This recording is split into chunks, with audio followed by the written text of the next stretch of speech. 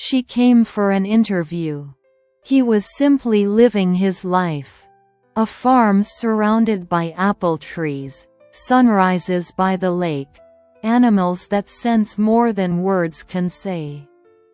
And a meeting that began with professional distance, but slowly turned into the quiet where love is born. This is a story about unhurried love, about choosing to stay, and about a home that sometimes finds us first. Love Stories Max. Welcome to my channel. Enjoy watching, friends. Between apple trees and silence. I arrived at Nicholas's farm early in the morning, with the smell of coffee still lingering in my thoughts and my work questions neatly arranged in my notebook. I thought it would be a routine interview. A young farmer, an inheritance, a business story, a touch of the green trend, and then back to the city. I was wrong about almost everything. The first one to greet me was a peacock. He stood right in the middle of the driveway, his tail fully spread, as if he were personally inspecting my journalistic credentials. Behind him, goats with little bells strolled leisurely, and somewhere nearby something very satisfied with life snorted loudly.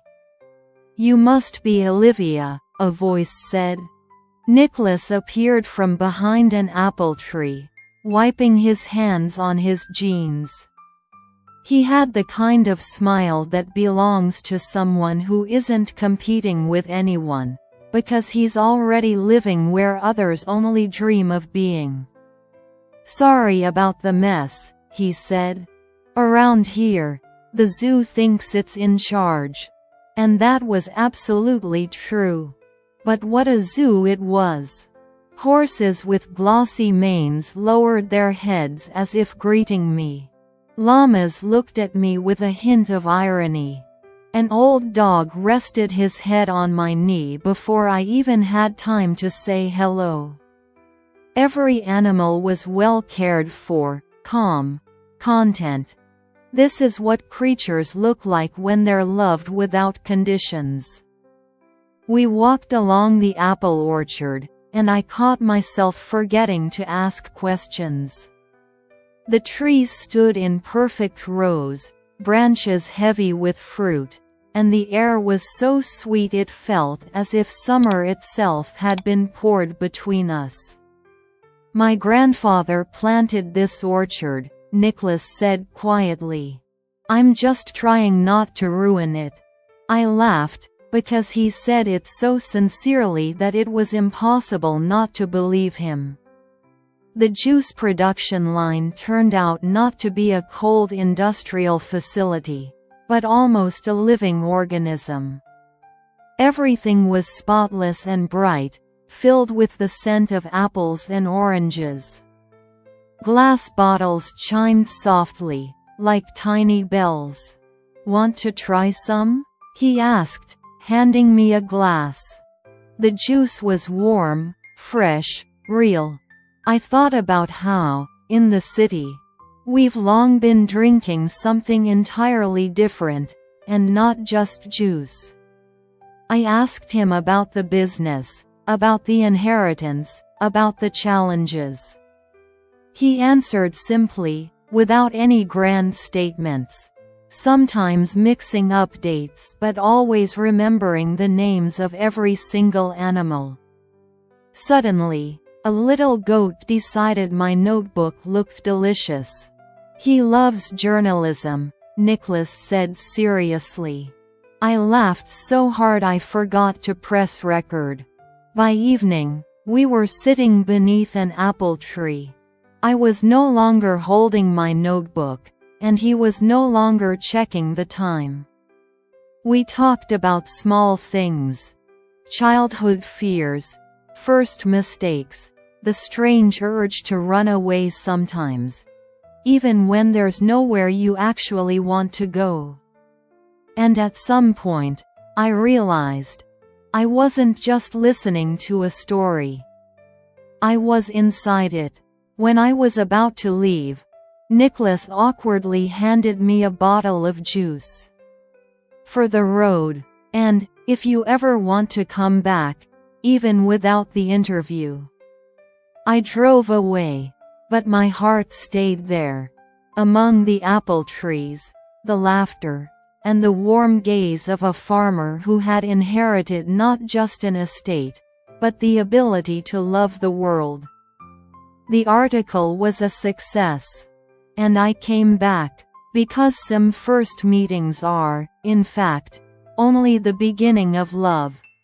Nicholas invited me himself, simply, a little awkwardly, as if this mattered more than any business decision he had ever made. I'm going fishing at sunrise tomorrow. If you're not afraid of early mornings, come with me. I wasn't afraid of the morning. I was afraid of not going. We met before the sun rose. The air was cold and crystal clear, the kind that exists for only a few minutes each day. I wrapped myself in my sweater, and Nicholas quietly placed his jacket over my shoulders. No words, as if it were the most natural thing in the world. The lake lay still, like a mirror that hadn't woken up yet. The water was smooth, reflecting the sky, deep blue, with the first soft pink line on the horizon. I love this time, he said softly. The world hasn't started asking anything from anyone yet. We sat side by side. The fishing lines touched the water, and silence returned. Not empty, but warm. The kind of silence where you don't need to speak, because everything important is already being felt. The sun rose slowly, as if it didn't want to startle us. Golden light touched his face, and suddenly I realized I had never seen anything more beautiful than a person who looks at the world without rushing. Do you always look at things like that? I asked. Only when the right person is nearby, he answered, without turning his head. I smiled and felt something inside me settle into calm. We drank hot tea from a thermos, shared a sandwich, laughed when the fish stubbornly refused to bite. And then, it finally did.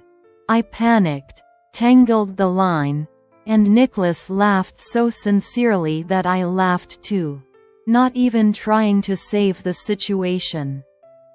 We didn't catch much fish that morning, but we caught something far more important.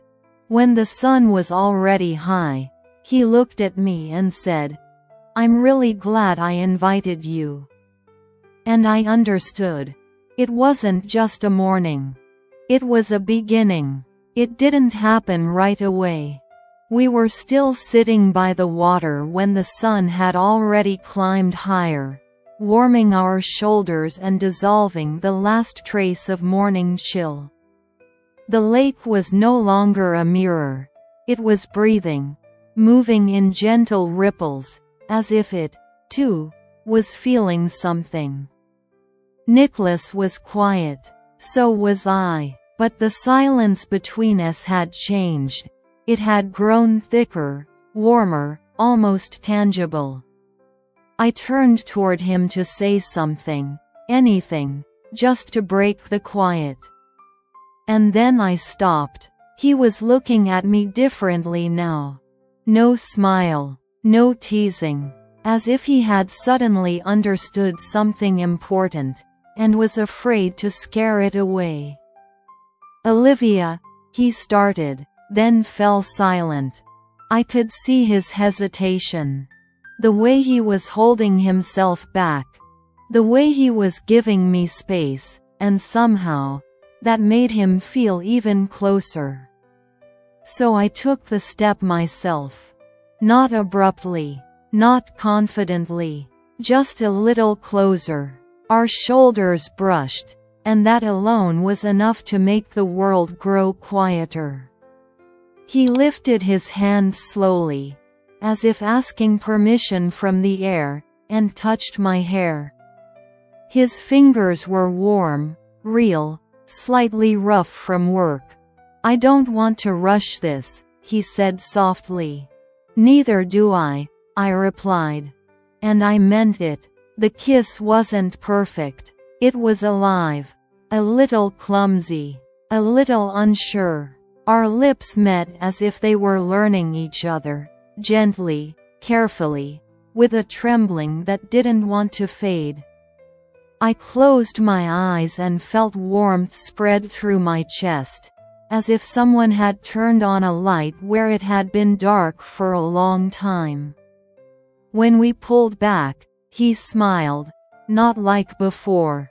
Softer, truer. "I feel like," he said, "I could wait for you my whole life.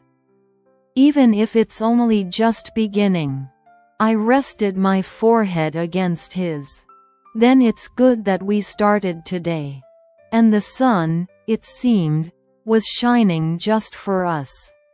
I woke up early, even though for the first time in a long while I had nowhere I needed to rush.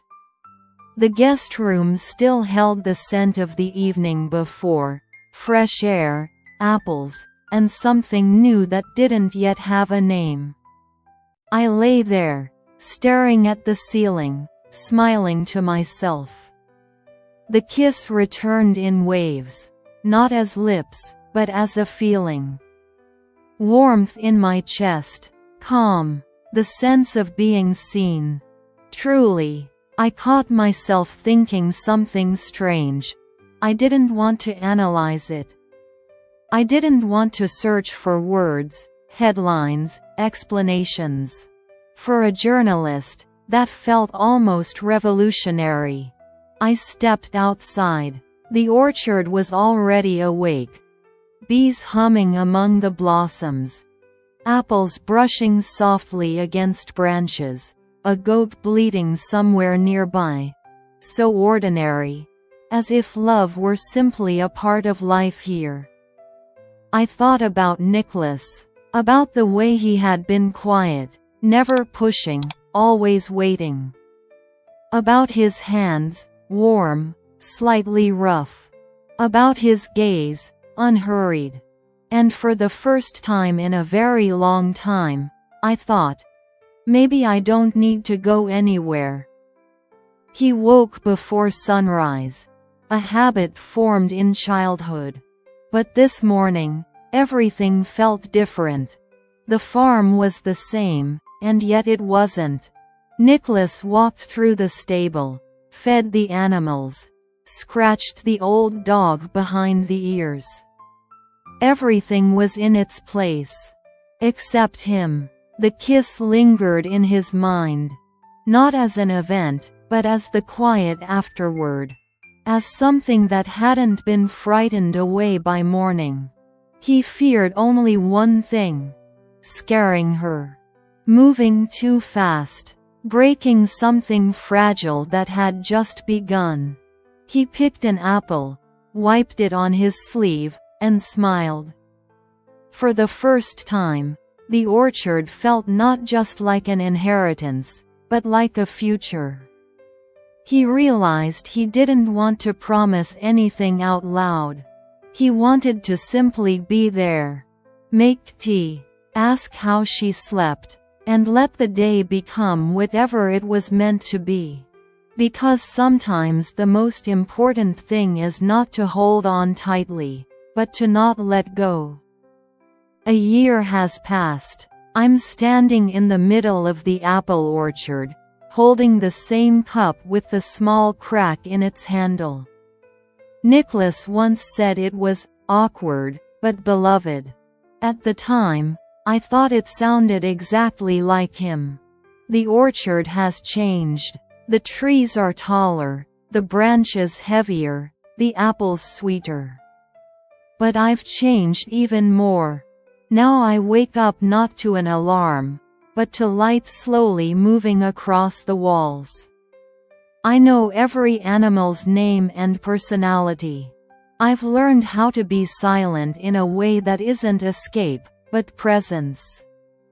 And I no longer count the days until I return to the city. Nicholas steps out from between the trees, wiping his hands on a towel. His smile is the same, calm, slightly tired, real. We don't say, "I love you," every day. Love sounds different here. In the question, "Have you eaten yet?" in a jacket placed over my shoulders, in a cup of tea that appears beside me without explanation. My life is made of small things now. Shared breakfasts, notes I write not for deadlines, but for myself. Evenings when we sit in silence, watching the sky darken. Sometimes I think about that kiss by the lake. About how easily none of this could have happened. How simple it would have been to leave and turn it into nothing more than a beautiful story for readers. But I stayed, and now I know. Some kinds of love do not shout. They grow, slowly, like an apple orchard. And they become home. Nicholas comes closer, his hand resting gently against my back. "What are you thinking about?" he asks. "About how a year ago I came here for an interview," I smile. "And did you find it?" "Yes," I say softly. "I found my life."